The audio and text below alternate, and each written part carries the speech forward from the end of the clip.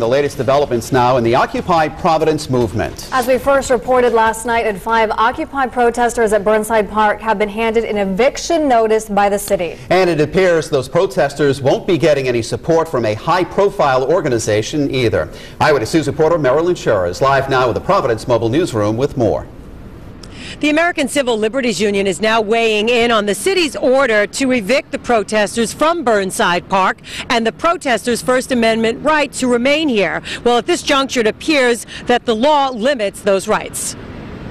The Occupy Providence movement is quickly approaching a deadline. Leave Burnside Park by Sunday as ordered by the Public Safety Commissioner, or possibly face a judge who may evict you. I think the law is ever growing. I think that we need to challenge it every once in a while. I'd be disappointed to find out that a legal challenge was overturned against us, against our favor. Late Friday, the ACLU issued a statement about a legal precedent on this issue.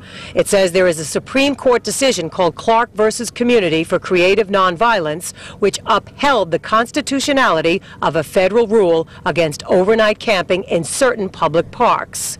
The ACLU disagrees with that ruling, but under circumstances believe it significantly limits the First Amendment arguments of the group's rights to indefinitely encamp at Burnside Park without a permit. We're all peaceful protesters. That's, every part of our mission is about nonviolence and about respect for people. Despite incoming cold weather, protesters vow to continue their nonviolent mission and even saw the former mayor host his radio program in the park. Once the court gives the order and says move, the judge and his ropers are going to come down here and move them out.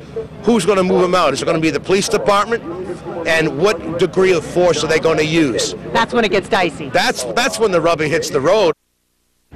Now, some, including former Mayor Buddy Cianci, suggest the Occupy Providence movement may want to move to another park or some private land somewhere, and some of the people we spoke with actually were somewhat agreeable to that. Now, the Public Safety Commissioner has said an effort to evict the protesters will be peaceful and civil, and the ACLU late today says any eviction must afford the protesters their due process. Reporting live with the Providence Mobile Newsroom, Marilyn Scherer, Eyewitness News.